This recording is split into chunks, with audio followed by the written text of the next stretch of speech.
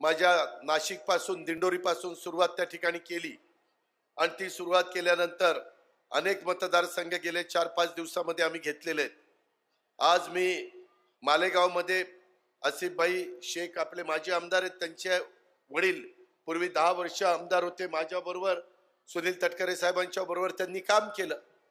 परंतु काळाच्या नियतीच्या पुढे तुमचं माझं काही चालत नाही। त्यांचं मध्ये दुःखद निधन झालं, ते आमच्या परिवारातले आणि मला काही अडचणीमुळे भेटता आलं नाही। आज अनायशा नाशिक वरून येताना मालेगाव मध्ये लागणार होतं, म्हणून मी ठरवलं मालेगाव मध्ये जायचं।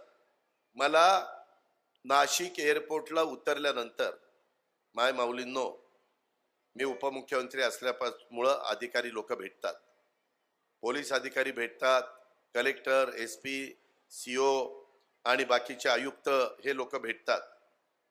त्यांनी मला सांगितलं की अजित पवार, गुप्तचर विभागाने तुमच्या जीवाला वाढलेल्या धोक्याबद्दल चिंता व्यक्त केलेली आहे। अशा प्रकारच्या बातम्या समाजामध्ये चाललेल्या आहेत, तशा काही न्यूज मीडियामध्ये आल्यात। अशा परिस्थितीमध्ये आजच्या कार्यक्रमात विशेषतः जिथं मोठ्या संख्येने महिला असतील तिथं त्या ठिकाणी गर्दीमध्ये तुम्ही जाऊ नका, अशा पद्धतीनं मला सांगण्याचा प्रयत्न केला।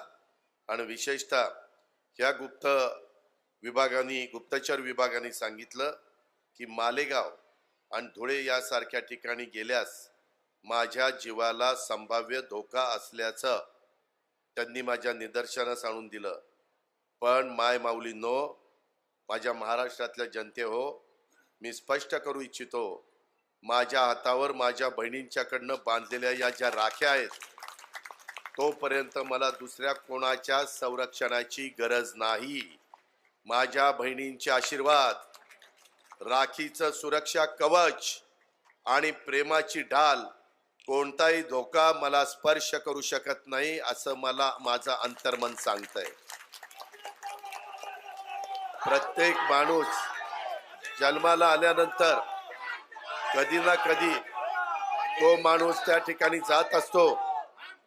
जर माझ्या माय माऊलींच्या कल्याणाकरता, माझ्या शेतकऱ्यांच्या कल्याणाकरता, माझ्या युवक युवतींच्या कल्याणाच्या करता काम करताना,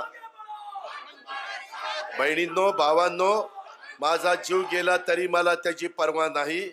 गेल्या 33 वर्षापासून मी या कारणासाठी स्वतःला समर्पित केलेलं आहे आणि मी ते करतच राहणार। जर हेच माझं भाग्य असेल तर माझा जीव या महान भूमीतील लोकांच्या आणि माझ्या बसलेल्या माय माऊलींच्या आणि मातांच्या सेवेत गेला तरी मी एक समाधान व्यक्त करीन, मी माझं भाग्य त्या ठिकाणी समजेल। ही गोष्ट देखील आपण सगळ्यांनी लक्षामध्ये घ्या, हे आवर्जून मला तुम्हाला सगळ्यांना सांगायचं।